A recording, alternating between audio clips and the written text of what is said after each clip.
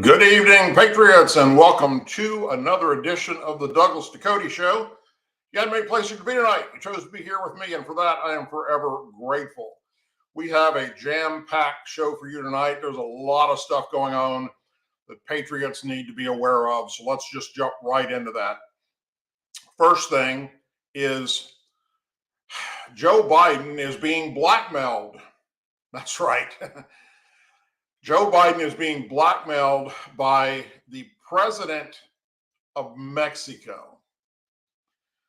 Mexican President Andrés Manuel López Obrador warned Sunday during an interview with 60 Minutes that unless Joe Biden complies with Latin America's requests for aid, the tide of migrants will continue.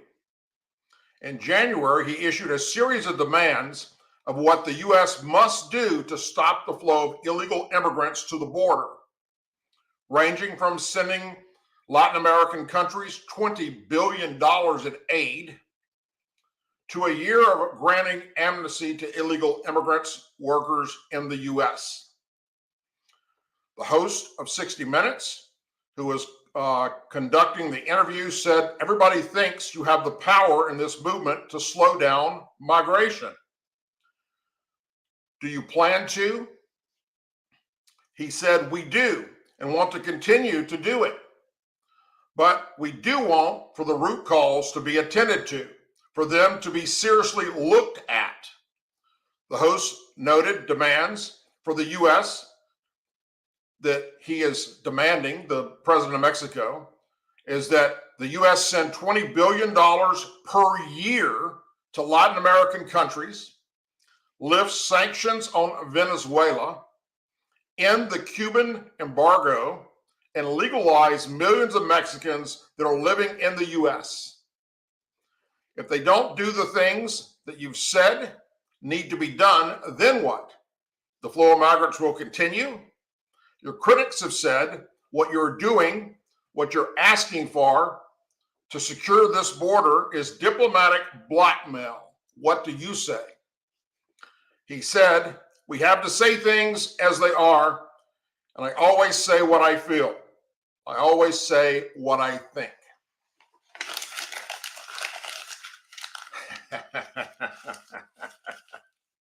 How do you think Donald Trump would have handled this situation? The president of Mexico told Joe Biden, "You either agree to these demands or else we're going to assist the illegal aliens coming into your country." There are some things, folks, you couldn't make up if you tried. Nobody would believe you if you said that shit without having something to back you up. And of course, in the comment section of, or in the description section of all my videos is the links where you can find all the articles that we talk about here on the show.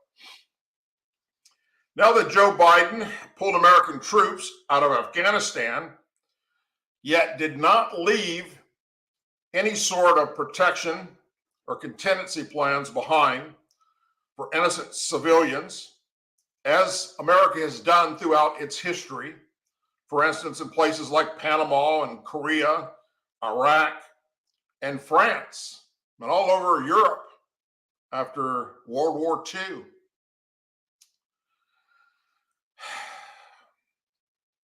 And a direct message to Western democracy.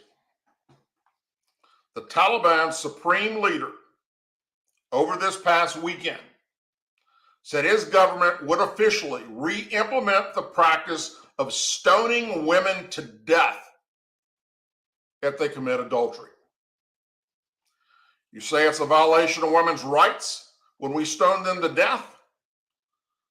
Mahala, Hibala, Akabakis, or whatever his fucking name is, AKHUDUNDZADA, said on a voice message aired on the Taliban-controlled state media. "But we will soon implement the punishment for adultery," he said. "We will flog women in public. We will stone them to death in public. The comments are the strongest confirmation of the Taliban's intent to reestablish the harsh policies from its previous rule in the 1990s. But reports have shown that it never fully ceased its extreme abuse of women, including a deadly 2015 video that depicted a 19-year-old woman crammed into a hole surrounded by men who threw stones at her head with increasing force. The execution was carried out after the woman allegedly had premarital sex with the man she was engaged to be married to, who in turn, he only received lashes, per reporting on Radio Free Europe. Since the Taliban takeover of Afghanistan in August of 2021, capital punishment and public executions have resumed, though it is unclear if any women have yet to be stoned under the new Taliban-run state. According to a UN report, in May of 2023, 175 individuals have been sentenced for various punishments, and 37 people have been sentenced to stoning. Over 100 people have been sentenced to crimes against God, such as lashings, while another 4 have been sentenced to having walls knocked down on them. The United Nations and the international community have repeatedly called on the Taliban to respect human rights, particularly women's rights, which have been stripped since the terrorist group took over. The mullah said women's rights were against the Taliban's interpretation of Islam. Do women want the rights that Westerners are talking about? They are against Sharia and clerics' opinions. Clerics who toppled Western democracy, he said. Besides flogging and being stoned to death for adultery, girls and females in general will no longer be allowed to go to school, to drive, to vote, or hold any type of leadership position. Their bodies must be completely covered with just their eyes showing. And male or female, if you're found out to be gay, lesbian, bi, transsexual, or support any type of LGBTQ agenda whatsoever, you'll be stoned to death. What a very peaceful religion it is not. You know, there's a reason why after America is in conflicts that we tend to stick around.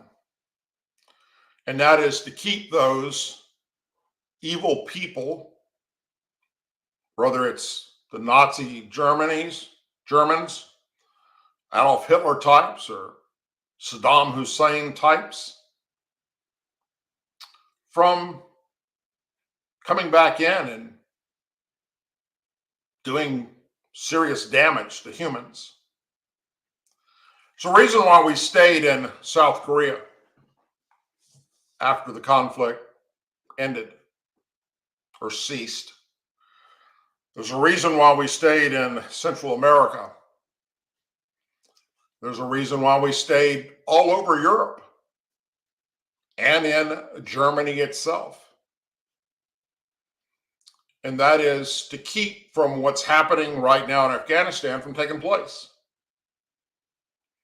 Basically, under this administration, 20 years of war with these evil people, and this administration surrendered us to them. Just turned it over and left them billions of dollars worth of military equipment that they lied and said was destroyed. And we now know from congressional hearings from those that were involved, which supposedly were going to destroy the equipment, that most of it was not. And that, by the way, is a treasonous act, aiding and abetting the enemy.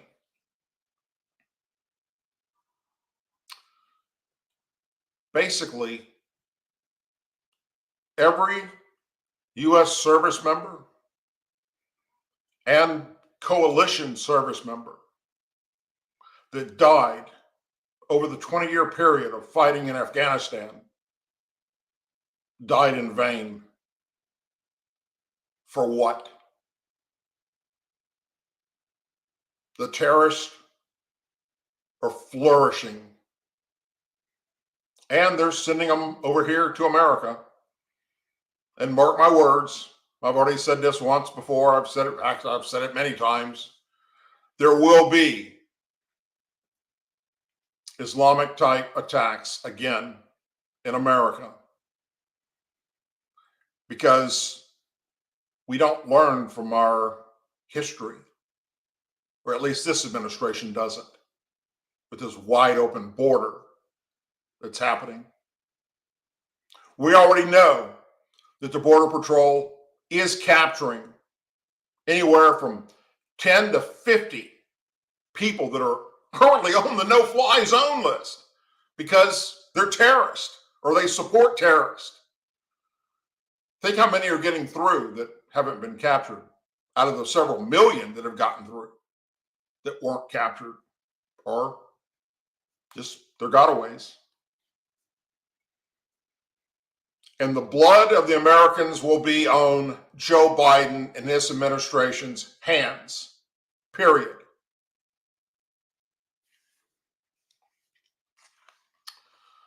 A Democrat congressman in an Illinois battleground district said he has no regrets about hosting drag queen shows for children after years of promoting drag events on social media. No, Representative Eric Swanson said in a recent video obtained by Fox News Digital when asked if he regrets hosting drag shows for children. Earlier this month, popular social media account Libs of TikTok posted previous photos of him both dressed in drag and hosting a drag show for children in Illinois, which was viewed by hundreds of thousands of times since it was posted March 11th.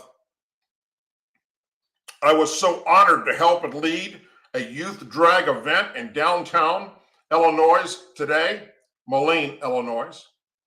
I love the kids who threw caution to the wind to be themselves, he said. I love my city and the people in it so much, he tweeted on June 5th, 2021. He is a freshman Democrat in the House representing Illinois' 17th Congressional District, which includes areas in the northwestern areas of the state, including portions of Pierre and Rockford. He was elected in 2022, defeating Republican opponent Esther King, earned 52% support to King's 48% in the election cycle.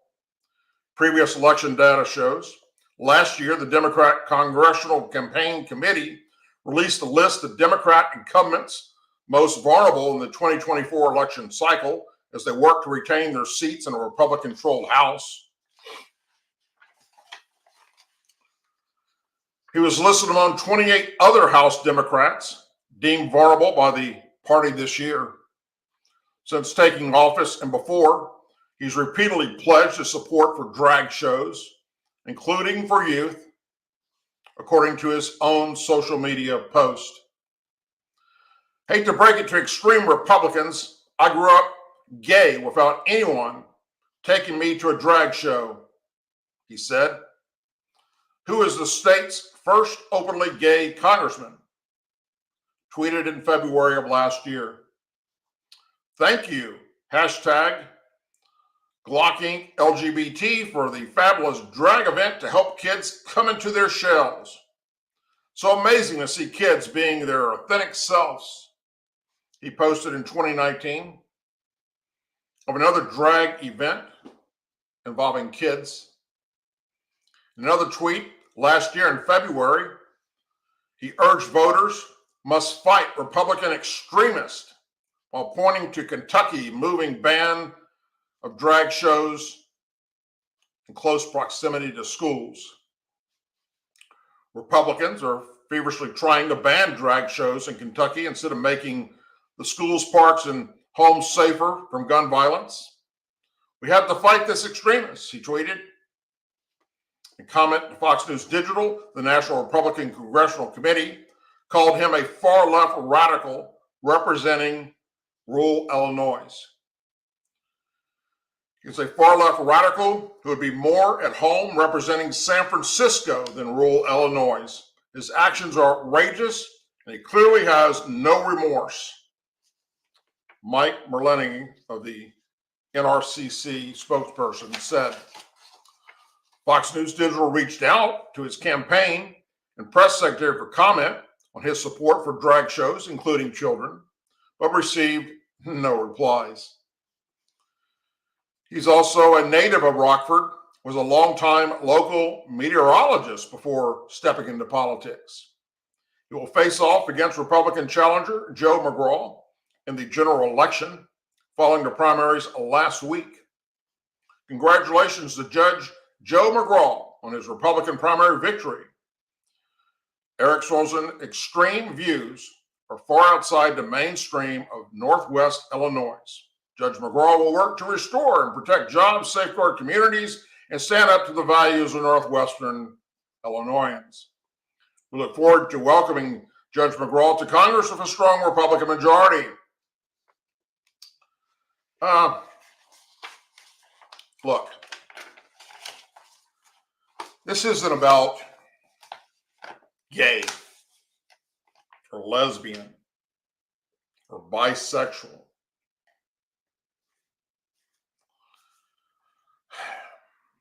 It's about drag queens, which isn't a sexual orientation. It's grown adults, men, dressing up as outrageous looking women, not even to look pretty, but to look like a freak or something in a clown show. And then pushing that agenda in schools, public libraries, directing it to children.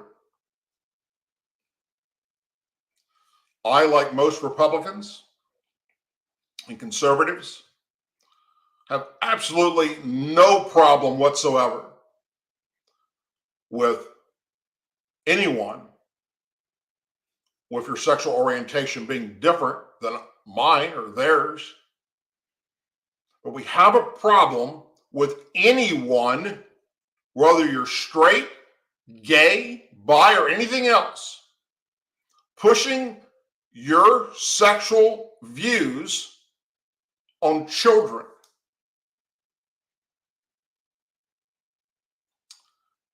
If he wasn't a member of Congress and he did some silly shit like this, and if he wasn't a Democrat, he'd probably be arrested. But he's going to get a pass to continue to push this silliness.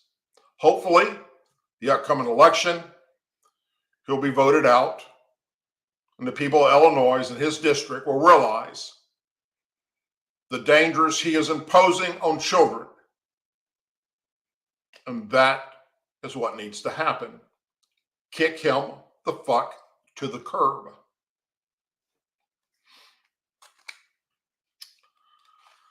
Federal authorities toppled a major gun trafficking operation intended to arm Mexican drug cartel with over 100 military-grade firearms, according to just released court documents. Kind of sounds like Obama and Eric Holder's Fast and Furious, right? 5 men were arrested on March 20th and accused of illegally buying weapons throughout the state of Texas to allegedly smuggle them across the border. These firearms included FNH SCAR rifles, Barrett 50 caliber rifles, FNH M29 4S rifles, M19 rifles, all of which are highly prized by Mexican drug trafficking cartels, for their firepower and battlefield reliability, the federal criminal complaint says. They are symbols of cartel profit, power, and prestige, due in part to their high price to purchase and operate. Mexican drug trafficking cartels use these weapons to engage in battle with their enemies and exert control over their claimed territory. Geraldo Rafael Perez Jr. is the alleged ringleader of the operation that was intended to arm cartels near Laredo, Mexico. 4 straw purchases identified as Geraldo Ibarra Jr., Geraldo Corona Jr., Francisco Alanijado Belibes, and Mark Anthony Trevo Jr. allegedly secured weapons in western, southern, and northern districts of Texas, the criminal complaint alleges. Now, let me just say this. Let me stop a second. If they were purchasing these weapons, as supposedly they were, and a background check was not done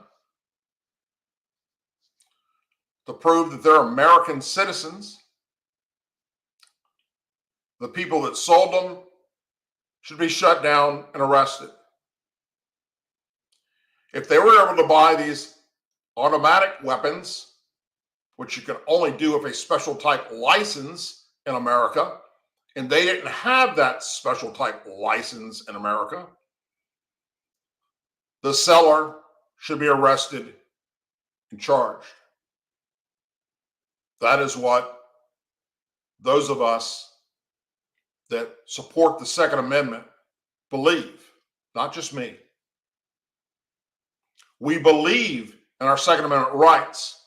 We do not believe in illegal purchases, straw purchases, or someone selling someone weapons that they're not authorized to have.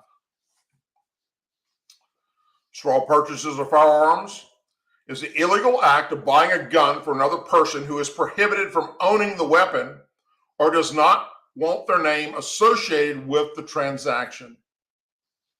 It became a crime in 2022 as the bipartisan gun safety bill, authored by Texas Senator John Carney, passed and went into effect. The straw purchase allegedly brought the guns from unlicensed dealers, including Jose Domingo Mendoza, who was named as the defendant in the complaint, Luis Montelas Level, who went by several nicknames, including Huicho, Pancho, and El Tio, allegedly funded the operation, and Antonio Osliza Consalvas allegedly smuggled the guns into Mexico and returned to the U.S. with bulk cash, according to court documents.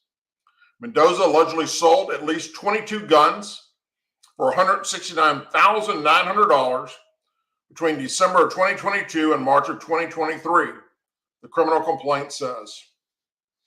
The scheme began to unravel in late January of 2023 when federal firearms license in San Antonio denied a sale because of suspicious circumstances of the attempted purchase.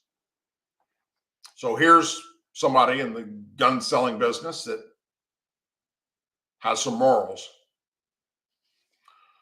Mendoza, who allegedly sold the guns, along with 2 suspect straw purchasers, were arrested and charged last March. Ringleader and Salazars, who is accused of smuggling the guns across the border, were arrested last September in Laredo, Texas, where law enforcement found a large cache of weapons and over hundreds of rounds of ammunition. The suspects, all 30 years of age or younger, face a 14-count federal indictment. If convicted, conspiracy to traffic firearms carry a penalty of up to 15 years in prison, and conspiracy to straw purchase guns carries a maximum sentence of 25 years in prison.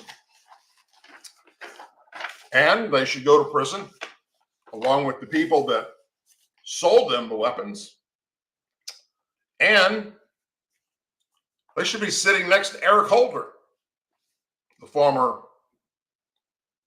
Attorney General for America.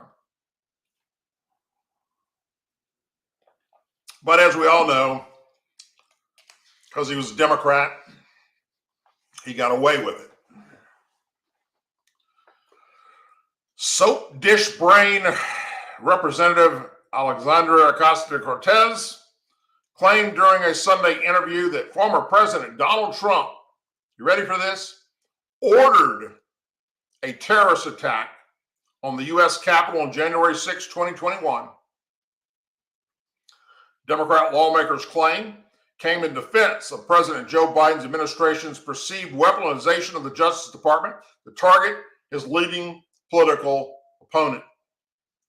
During an episode of CNN's State of the Union, CNN host Jack Tapper asked the Democrat Congresswoman how she would address American voters who questioned the multiple criminal indictments that have been brought against the former president. Tapper asked AOC what she would say to voters who claim that Trump is not being treated equally under the law and that the government is going after the Republican Party's 2024 presidential nominee. Has there ever been a president, a Republican or Democrat, that has been subject to this level of criminal charges, indictments, and investigations? He asked. AOC asked in response to Tapper's question, this is not about party. This is about politics. This is about corruption and criminality. We're talking about an individual who ordered essentially a terrorist attack on the Capitol of the United States in order to retain power, she said. You see why I called her a soap dish brain? Pushing back against criticism of the Biden administration's numerous investigations and indictments against the former president, AOC said Trump is an unethical individual who is subject and prone to criminality. According to the post-millennium, Trump has been indicted more than 91 times since Biden took office in 2021. The outlet pointed to previous Gallup surveys that show many American voters have lost confidence in the nation's criminal justice system as the Justice Department has repeatedly appeared to target the former president and Republicans and conservatives. Despite facing a growing number of indictments, the post-millennium reported that Trump has experienced an increase in the polls each time he has been indicted by the Justice Department or by Democrat attorney generals. And that's why he will become your next president. And you can all take that shit to the bank. You did it to yourselves, okay?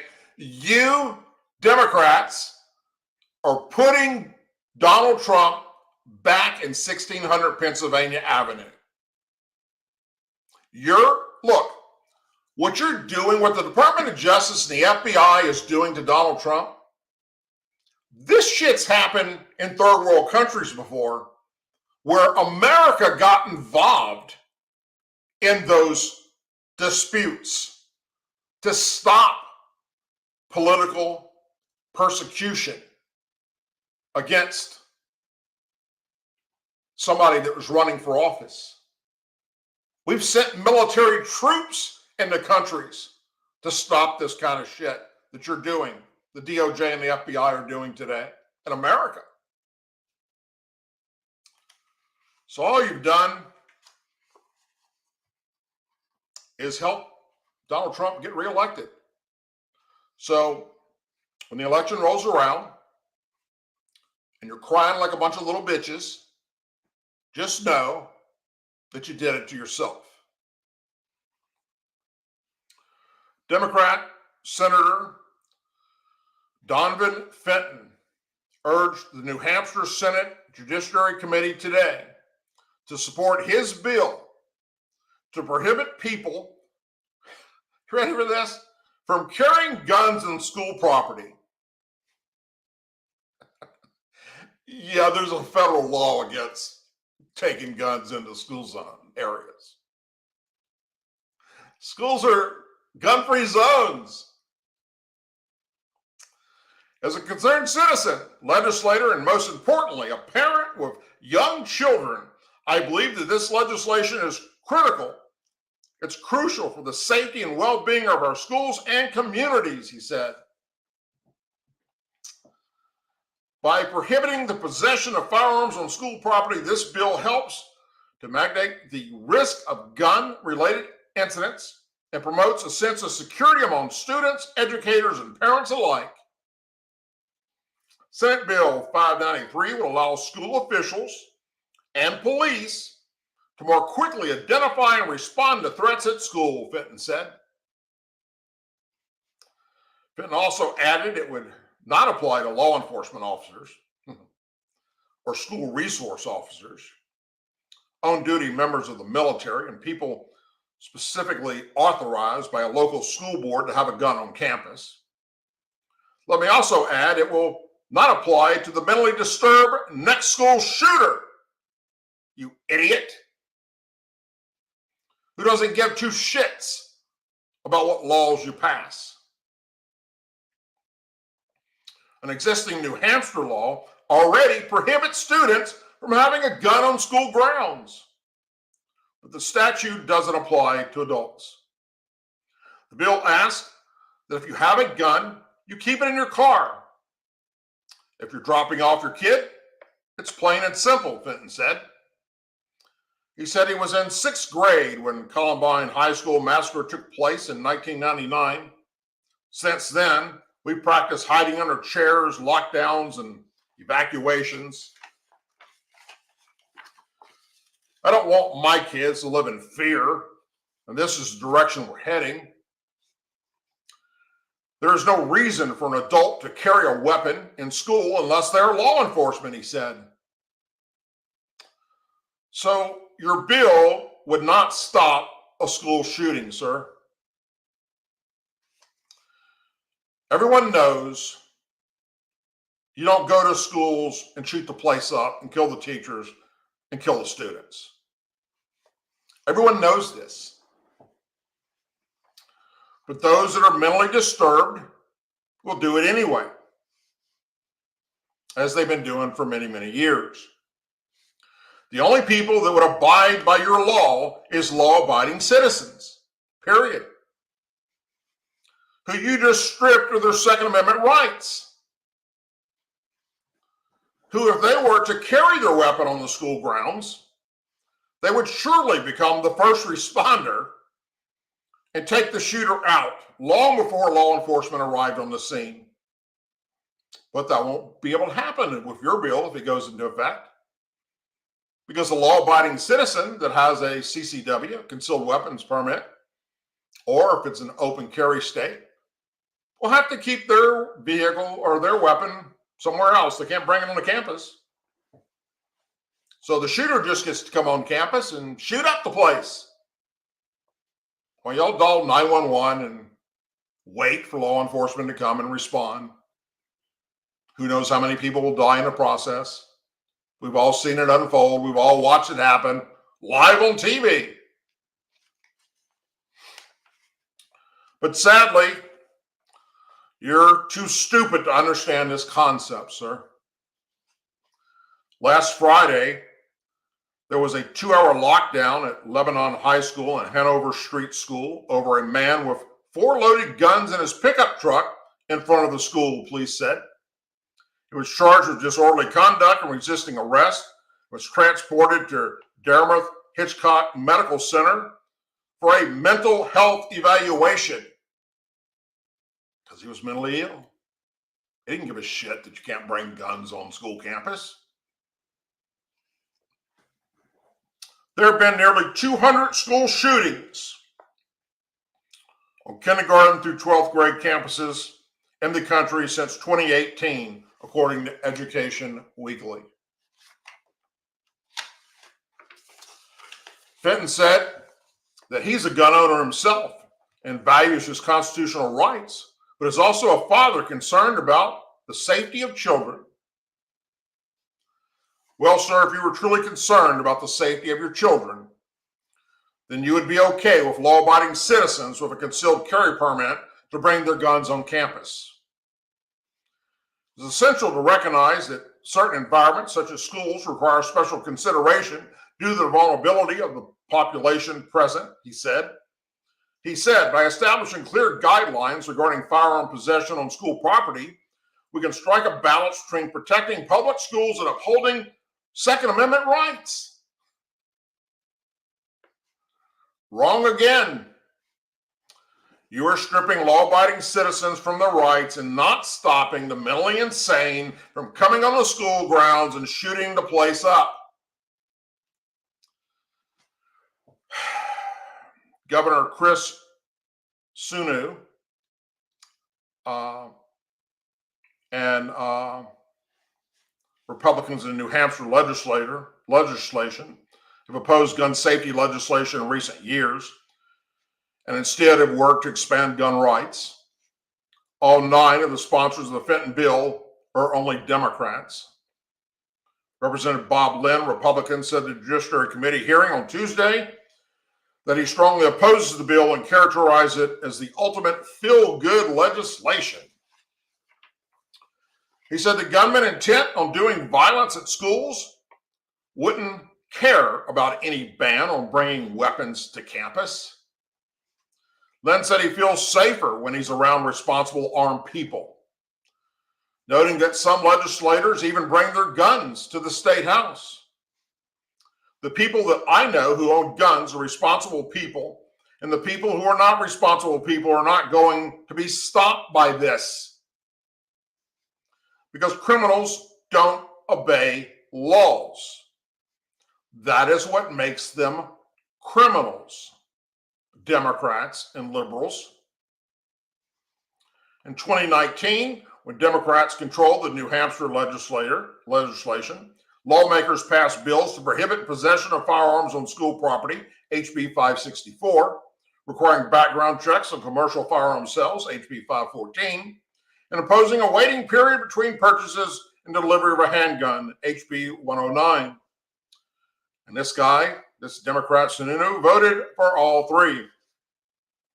In his August 9th, 2019 veto message, he said the nation must address the root cause of hate and violence. He said New Hampshire has worked to improve school safety, improve the mental health system, prosecute hate crimes, and generally make the state a more tolerant place. These 3 bills would not solve our national issue, nor would they prevent evil individuals from doing harm. But they would further restrict the constitutional rights of law-abiding New Hampshire citizens. There is already a federal law, sir, against people having a gun in school zones. But it would be up to federal officials to enforce that law, but so can local officials. Also, a state statute bans state and local governments from cooperating with federal firearm laws that are inconsistent with state laws. A 2018 opinion form, the New Hampshire Attorney General Office said school policies prohibiting the public from carrying guns into school property violates state law. At present, some schools officials may be left to wonder what to do if they see an adult on campus with a gun, Fenton said. An adult walking into a school with a gun, a teacher doesn't know if this is an active shooter threat, he said. Does the teacher go into lockdown? Does the teacher call the police? It's so murky. Now, that was spoken like a true liberal idiot. The Senate Judiciary Committee will eventually schedule a vote on whether or not to recommend the full Senate pass SB 593. So if you live over there in Illinois in that district, maybe you want to speak out to your members of Congress and educate them. Of course, I don't know that you can educate stupid. As you're all aware, there are several groups, mostly Black members of Congress, as well as city leaders across America, that blame slavery on white people and mainly blame Republicans. These groups are pushing for all Black people living today to be paid reparations. We've talked about it on this show many times. So let's look at some facts.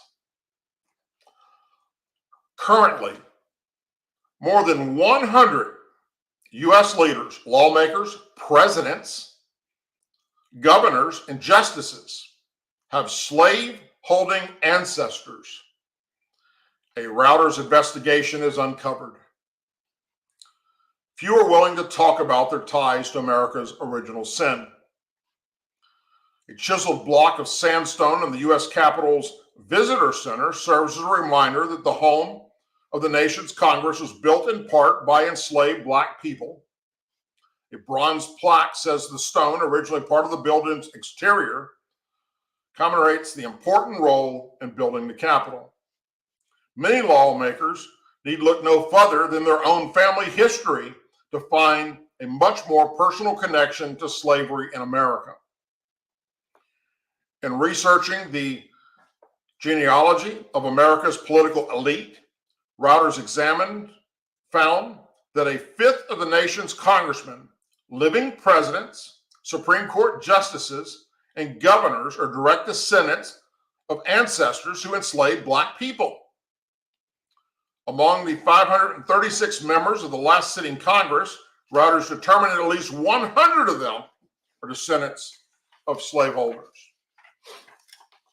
Of that group, more than a quarter of the Senate, 28 members, can trace their families to at least one slaveholder. Those lawmakers from the 117th season of Congress are Democrats and Republicans alike. They include some of the most influential politicians in America. So who are they? Republican Senator Mitch McConnell, Republican Senator Lindsey Graham, Tom Cotton, and James Lankford. They all have great grandparents that owned slaves. Oh, but guess who else? Democrat Elizabeth Warren, Democrat Tammy Duckworth, Democrat Jeanne Shaheen, Democrat Maggie Hassan, all have great grandparents that were slave owners. In addition, you're going to love this, and it's going to drive the liberals and Democrats batshit crazy. President Joe Biden and every living former U.S. president except Donald J. Trump are direct descendants of slave holders. Jimmy Carter, George W. Bush, Bill Clinton, and through his white mother's side, even Barack Obama. Donald Trump's ancestors came to America after slavery was abolished. 2 of the 9 sitting U.S. Supreme Court justices, Amy Barrett and Neil Gorsuch, also have direct ancestors who enslaved people. And in 2022, the governors of 11 of the 50 U.S. states were descendants of slaveholders, Reuters found. They included 8 chief executives of the 11 states that form the Confederate States of America, which seceded and waged war to preserve slavery. 2 are seeking the Republican nomination for president. Asa Hutchinson, former governor of Arkansas, and Doug Burgum of North Dakota. South Carolina, where the Civil War began, illustrates the family ties between the American political elite and the nation's history of slavery. Every member of the state's 9-person delegation to the last Congress had ancestry links going back to slavery. The state's 2 Black members of Congress, Senator and Republican presidential candidates, Tim Scott and Representative James Claiborne, a powerful Democrat, have forebears who were enslaved, forebearers. Each of the 7 white lawmakers who served in the 117th Congress is a direct descendant of a slaveholder, Reuters found. The Reuters examination revealed how immediately tied remains to the institution of slavery, including through people who make the laws that govern our country, said Henry Louis Gates Jr., a black professor at Harvard University who focuses on African and African American research and hosts the popular television genealogist show Finding Your Roots on PBS. Gates said identifying those family connections to slaveholders is not another chapter in the blame game. We do not inherit guilt from our ancestors' actions, he said. So, I share this with you to share this quote by Mark Lunchman, a black man who went on from being a restaurant worker to a social media video tycoon, making lots of money. Quote, 1.6% of U.S. citizens owned slaves in 1860, which is when slavery was at its all-time peak. I'll repeat that. 1.6% of U.S. citizens owned slaves in 1860, which is when slavery was at its all-time peak. So you can stop basing your hate from the entire white race for the action of a mere 1.6%, Mark Lunchman said. Now, here are some more facts about American slavery that liberals and many Democrats don't want you to know. The first known legal slave owner in American history, the very first slave owner in American history that we know about in the history books, was a tobacco farmer named Anthony Johnson. And Mr. Anthony Johnson was a black man enslaving black people. Mr. William Ellison was a very wealthy plantation owner and cotton gin manufacturer who lived in South Carolina. Mr. Ellison is also a black man who enslaved black people. According to the 1860 census, he owned 63 black slaves, making him one of the largest of the 171 black slave owners in the state of South Carolina. 171, according to the census, black people owned black slaves in South Carolina. In fact, across America in 1830, there were 3,775 free black people who owned 12,740 black slaves. Brutal black-on-black slavery was common in Africa for thousands of years before ever coming to America. In fact, most slaves that were brought to America from Africa were purchased from black slave owners, not white. Yet somehow, if you got my skin color, you owe a bunch of people money that were never slaves.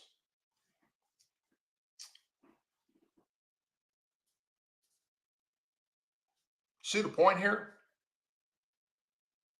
It's absolutely stunning, stupid, idiotic. It doesn't make any sense. But trust me, it doesn't need to make sense to them. The Democrats and the liberals will keep pushing this bullshit. Just like they did when they took down all the statues of Confederate monuments. Did that change what's happening in America in any way, shape, or form? Fuck no. Nor will.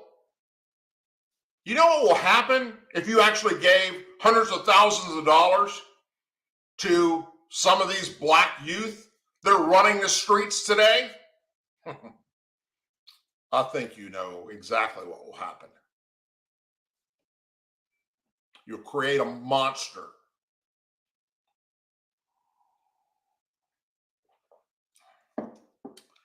And this next story is going to piss you off. If it doesn't, well, it's because you're a liberal Democrat.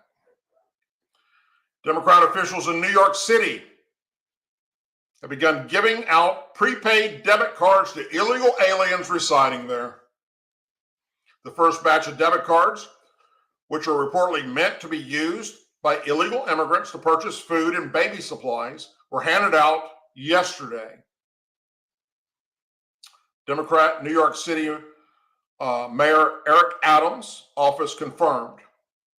The effort is part of a $53 million pilot program to hand out prepaid credit cards to illegals already housed in hotels for free and already being given free food, despite the public outcry. The program, which the mayor's office confirmed, will provide migrant families with up to, are you ready for this? $350 each week until the end of their stay in America. And this started yesterday. The prepaid cards may only be used at grocery stores, supermarkets, and convenience stores, they said. Migrants eligible for the program must sign an affidavit stating that they will only spend the funds on food and baby supplies, or else they could lose access to the funds, Adams' office said.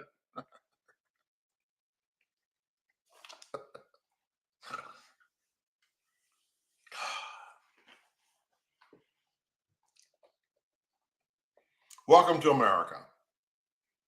Hey, in 4 years, show back up over here for a hearing for your asylum-seeking ass. Never to be seen from again. Here's $350 a week on a debit card. Go buy cigarettes, go buy beer, go buy tequila, whatever. Nobody's going to stop you. Additionally, the mayor's office confirmed that the pilot program was launched using a phased approach, starting with only a few of the areas where the illegal immigrants are housed in hotels. City officials have noted that the cards will be loaded with 1 week's worth of funds at a time and that their use would be monitored. Yeah, my ass. And if you believe that, I have some land to sell you in Lake Charles, Louisiana, and Flood Zone X. The cards are being distributed at the city's arrival center, the Roosevelt Hotel in Manhattan, to the migrants who are staying at the hotels that are being used as emergency shelters. New Jersey company Mobility Capital Finance has partnered with the city to run the program. In a statement to Fox News Digital, a City Hall spokesperson noted that New York City was excited about launching the effort, describing it as a cost-saving measure that will replace the city's current system of providing non-perishable food boxes to migrant families staying in hotels, much of which is often discarded. Well, how about this? If they discard it, don't fucking give it to them again. Kick them the fuck to the street, along with the other Americans that are homeless in New York City. A large part of our success is due to our constant work to find new ways to better serve the hundreds of individuals and families arriving every single day, the spokesperson said. That is why we're excited to launch an initiative, innovative, cost-saving pilot program with Mobility Capital Finance to distribute prepaid cards to migrant families to purchase only food and baby supplies.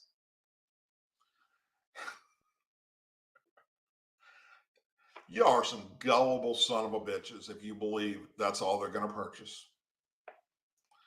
Not only will this provide families with the ability to purchase fresh food for their culturally relative diets and the baby supplies for their choosing, But the pilot program is expected to save New York City taxpayers, you ready for this? $600,000 per month and $7 million per year, the spokesman said. Prepaid cards can be used exclusively at select stores to ensure the money is spent on food and baby supplies. Under the pilot program, which is expected to last for 6 weeks, right now, migrants could receive more money from the city than the state gives to low-income and elderly New Yorkers under the SNAP benefits program.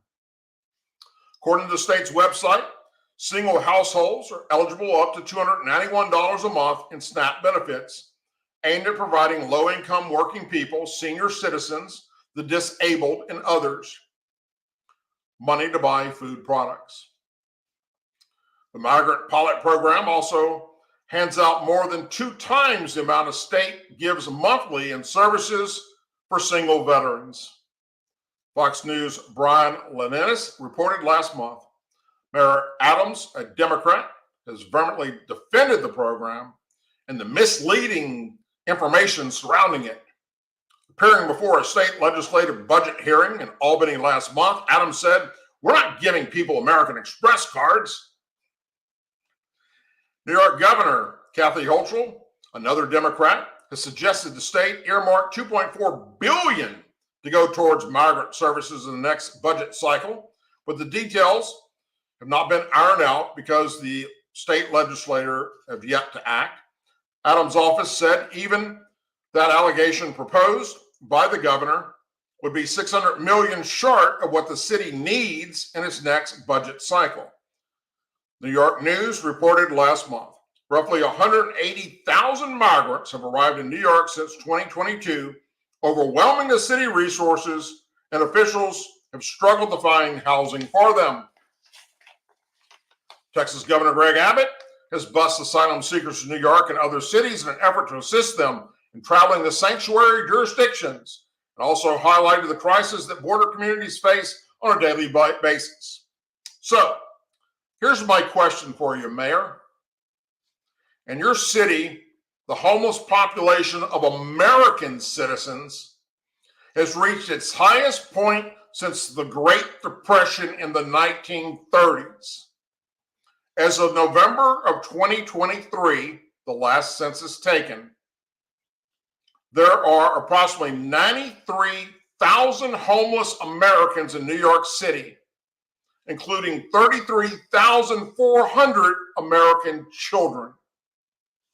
What have you done for them lately? Oh, I know. Not a damn thing. Folks, you have many places to be tonight. You chose to be here with me, and for that, I am forever grateful. Thank you very, very much. In the description of this show and all my videos and all my shows, you can find the other places you can follow me on social media. Please follow me there. I'll follow you back. That's how we spread the word. Please share my videos in the channel with your friends and family. Also, please subscribe to the channel if you haven't already done so. You can also follow me on Rumble and LinkedIn and X and on Facebook. As always, please say a prayer for our men and women serving the United States military, our veterans, our law enforcement officers, our first responders and their families, our angel families, our blue and gold star families, and our country.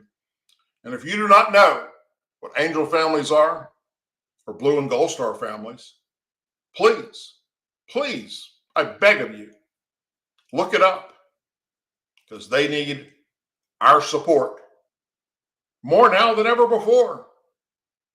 Because this current administration is literally pissing on the graves of their loved ones. And that should be unacceptable to every American citizen. Take care, everyone. I'll see you back here Thursday night at 8 p.m. Central for another live broadcast of the show. Anything breaks between now and then, I'll be sure to do a video about it or come on live and talk about it. Other than that, have a wonderful and blessed evening, and I'll see you next Thursday. Take care, everyone.